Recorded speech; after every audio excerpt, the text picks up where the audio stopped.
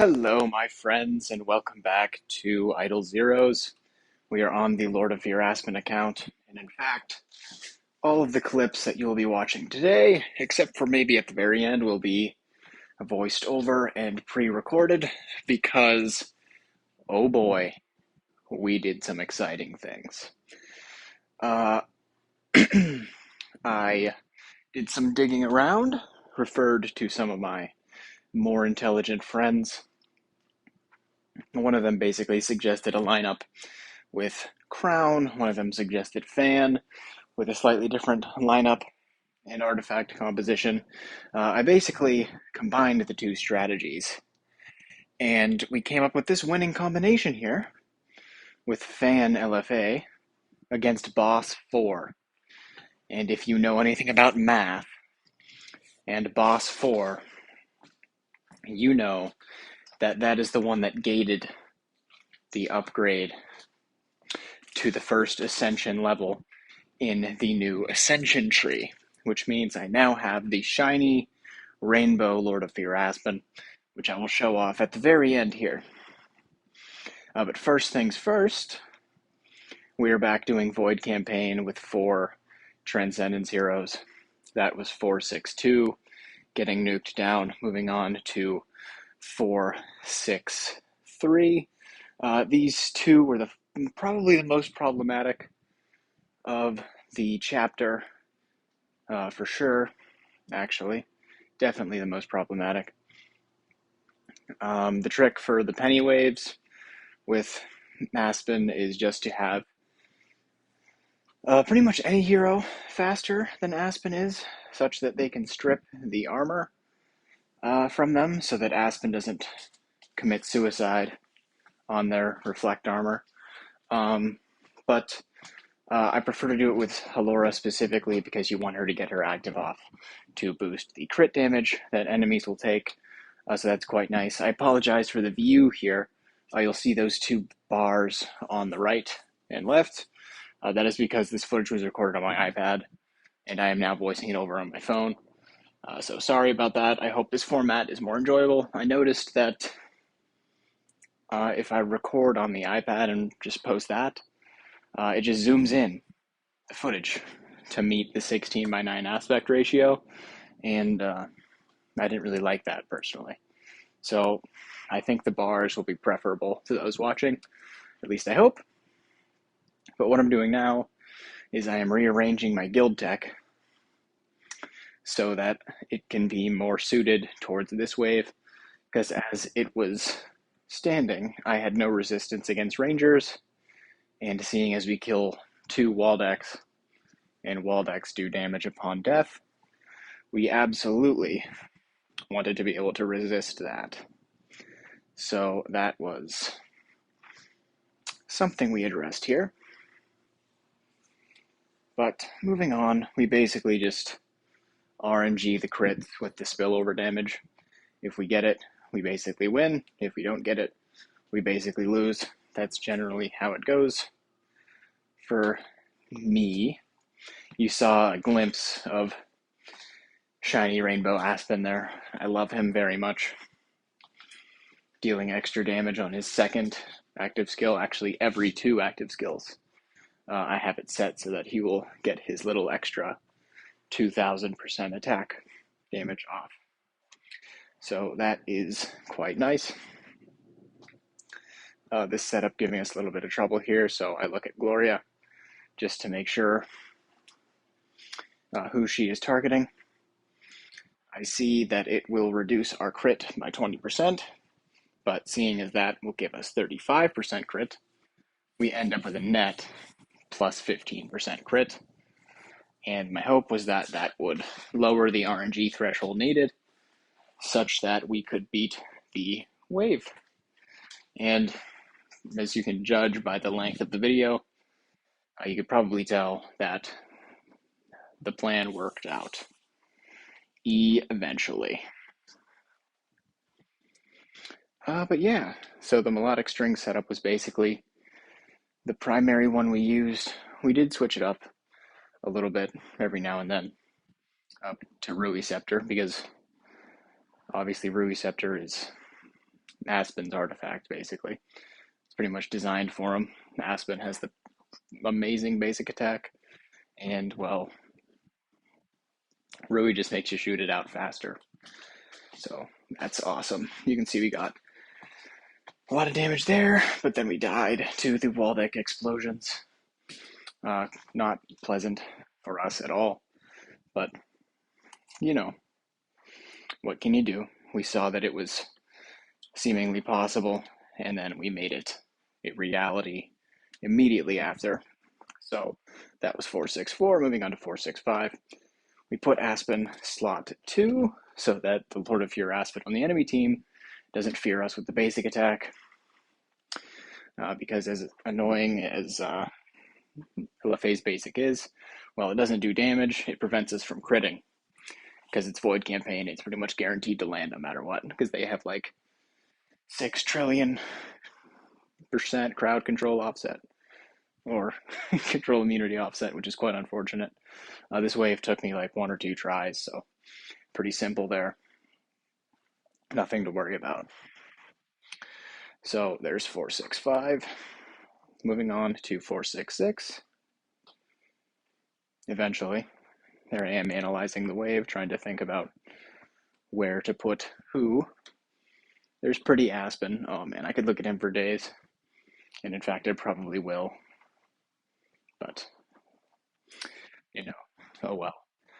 I am a little jealous of other content creators out there, like Rec especially. He just cleared like boss 9. So he is sitting very pretty right now. Definitely. I think Jesus cleared boss 10, maybe, which is awesome. I'm sure other people may have as well. Immortal Toad, perhaps, from iOS, because I think Jesus is Android. But yeah, I'm nowhere near those guys. Boss 5 is giving me the work, so to speak. And so I will not be touching that game mode for the foreseeable future. Until the point at which I can level up my Divine Temple and gain that Divine Temple power gap nonsense. That helps quite a bit. In addition, I think I learned, or at least I've heard from multiple sources, that the Void Campaign Treasure Series is likely to apply to the bosses, which means that especially the A and B treasure from the first Void Campaign series, not the new second one that they introduced this week. That one seems to be especially helpful, especially for Lord of Fear Aspen mains.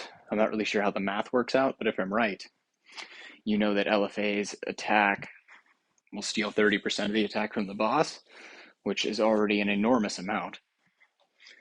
But with that attack, the A and B treasure gives you damage reduction by a certain percentage of his current attack stat. And so if I'm correct, he will just gain a ton of damage reduction after his first active skill. So that treasure seems like a big ticket item, especially for me. If I'm mistaken on how the math works, let me know so I'm not dispelling more misinformation into the void here. But that seems to make sense to me. Will we get our active off and have this be the winning one? It looks like it. Mockman is still alive, which is kind of scary, actually. Mockman is... Something I learned is that he's actually a horrifying enemy to go against. He's an absolute menace. As you can see here, he just soloed my Elena and Aspen. Quite sad. But we will move on. We survive. I give myself Rui Scepter instead. So I can prevent active skills, which are nice. The best thing about LFA, in fact, it's like the best feature of Fear in general, because Elena does do Fear. It's not unique to Lord of Fear Aspen anymore. Just the energy reduce, even though they purify it at the end of the round. Just look at the Holmes Young there. Well, not the Holmes, the Gloria, I suppose. Or maybe it did work. Yeah, because Holmes got a basic off, and then he got feared. And then into round two, he lost energy, and so he couldn't do an active skill. So fear seems to be quite special for those who use LFA as their main carry. Quite good indeed.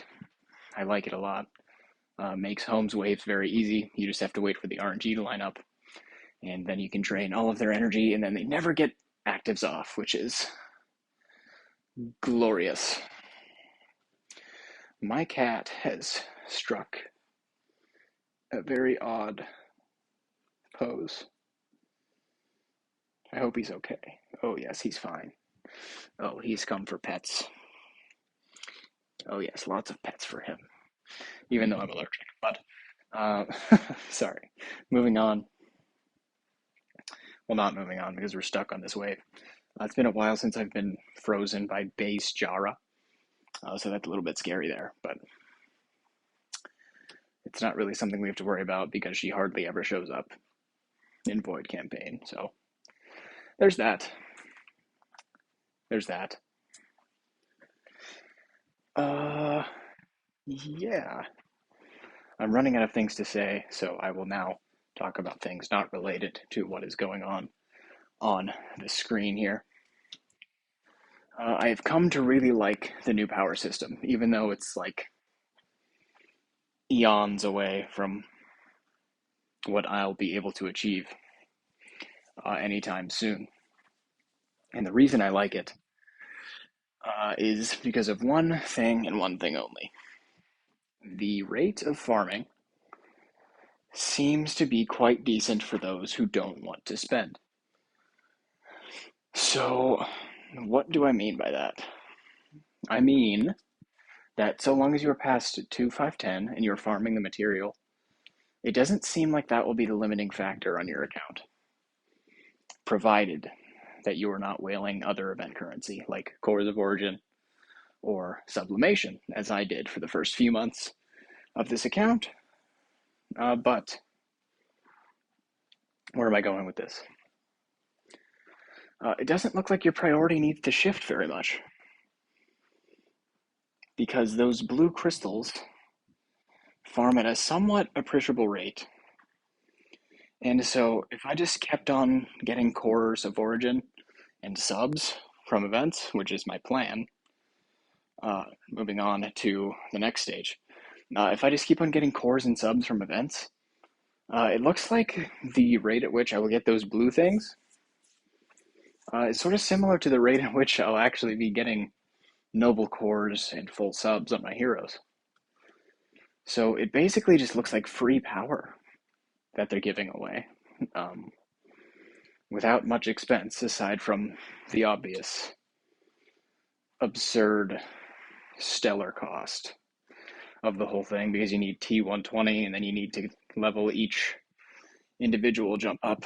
Now LFA has to take on Mockman again and fails. What a weird hero. Everybody says he's garbage. He probably is, but then he pulls off some miracles for his team when you go against him in the Void campaign. Not fun at all. He's sort of akin to King Barton in that regard, because King Barton is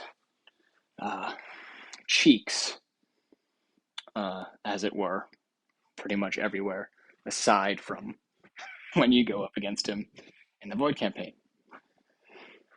As you can see here, 461 and 462 are the main examples I can think of. I was stuck on both of those for quite some time. But there we go, LFA eventually getting the nuke. 467, cleared, done, and dusted. Moving on, 468 now. Another Mockman.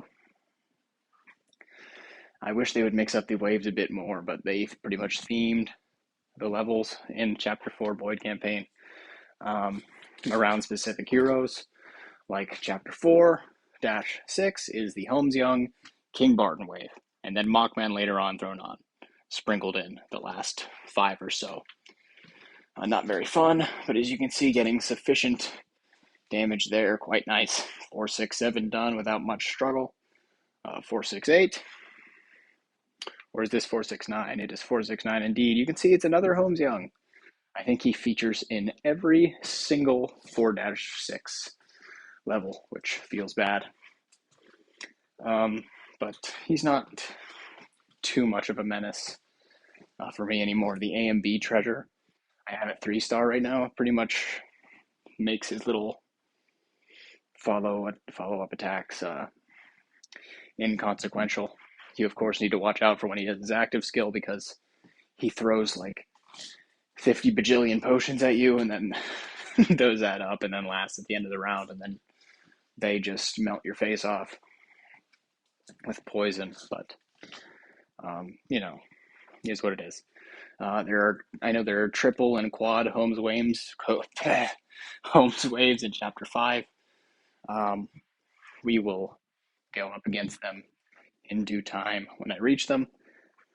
I think it's like 5-3-1. That's the problem wave for everybody because it's triple Holmes, triple Valk. I don't know what I'm going to do when I reach that wave, to be honest.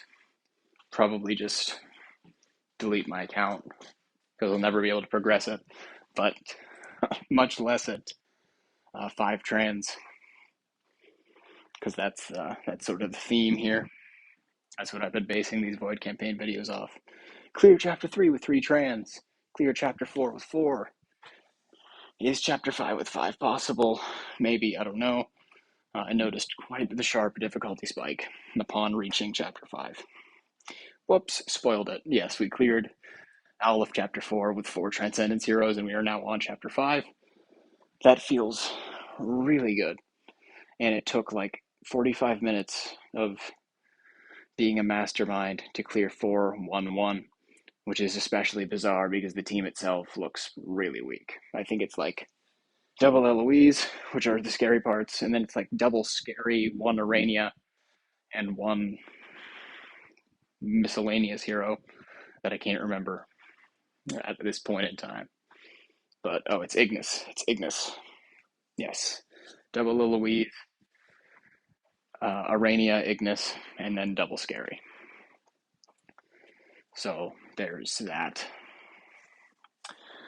Probably one of the easier waves for Void Campaign Chapter 5. I don't really know because I've not delved into it. As soon as I cleared it, it was like 2 hours past my bedtime, which it still kind of is, but I'm up right now because I'm sunburned and can't sleep because putting my skin against anything just feels like I'm being stabbed by flaming knives and sadness, despair. And so basically I just can't sleep. So if my commentary seems a little forced and my voice tired, that'll be why. But you can see we getting pretty lovely damage there. Eos is dead. Eloise counterattacks, but we get an active skill here, and that's gonna nuke the wave. 469, done for. Moving on, 4-6-10. And as you know, with boss waves, they are basically child's play for Lord of Fear Aspen, because he gives himself giant killer against bosses. Demon King's Might, just 120% extra damage against those guys, which, yeah, it's pretty sweet, pretty sweet. I know of DTV footage existing for Chapter 5. I know of Mockman footage existing, but I've never seen anybody else. I've heard Mutated Fungus Keister clears. I know the Dauntless clears. I've heard LFA clears, but I haven't seen any videos. So hopefully I can fill that gap there. But there we go. Unlocking Chapter 5. This is the wave I alluded to. Ignore my camera roll there. I recorded it. Many attempts there. I actually cleared this one with 3 trans heroes, but this is not a flex. Although I could present it as such if I wanted. The reason I used 3 was because the Eloise counterattacks were murderizing me, and the more heroes I had, the more counterattacks we would get. So that is rather problematic. We don't want that.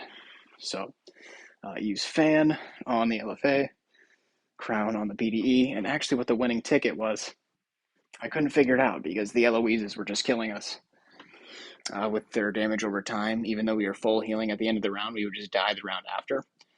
I put heal effect on PDE stone, so she was using speed heal effect there. And so what that did is it allowed us to counteract the damage from the Eloise, which is of course quite nice. But with that, we will now move on to the actual account so that I can show you all the lovely details. Here is our Aspen. Not set up for Void Campaign at the moment. He's using Roeceptor Speedstone. Because I wasn't planning on doing more Void Campaign for the time being, there's not really a point. We have Chapter 5 attained. I don't plan to be farming DGN's core, so there's that. What I did do was I put a core on Halora. That gives us some extra tenant stats, which is nice. I'll be going for more Halora cores in the near future because she will be my second ascended rainbow hero, which will be cool, followed by Phantom Defier Elena. I've heard rumors that cores may be able to be swapped at some point in the near-ish future. If that is true, this one is getting put right there, right onto Phantom Defier Elena. Sorry, Guild. I know it's going to hurt Star Expedition a little bit, but I'm not going to waste basic subs on a hero that I'm not going to send. So I apologize again. I think it'll be worth it for the raw tenant stats anyway. So that will be good. I'll be dedicating all of my Stellar towards tree level 120 on these two lovely ladies here, because I will not be able to do anything with Aspen's tree in any respectable amount of time. So there's that. You can see here, if we have our first skill, this is just how he gains his layers of transition power. If we go to the Destiny transition thing, we'll see we need 7 of these little crystals now, which aren't coming anytime soon because the boss, number 5,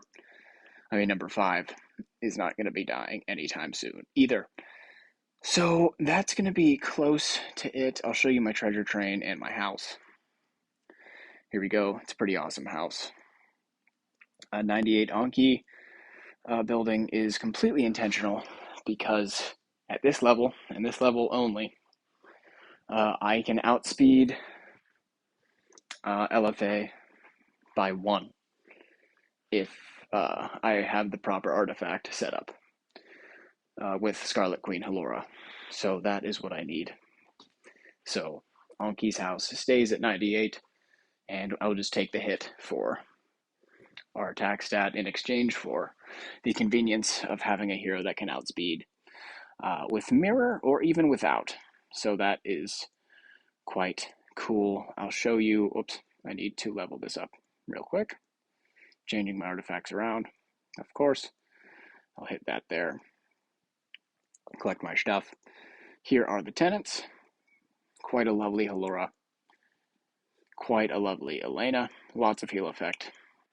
She's quite a nice copy. And there we have Lord of Fear Aspen himself. The man, the myth. There he is. In all of his tentacly goodness. Love him. Love everything he does. He has been great for me. And will continue to be great for me, probably.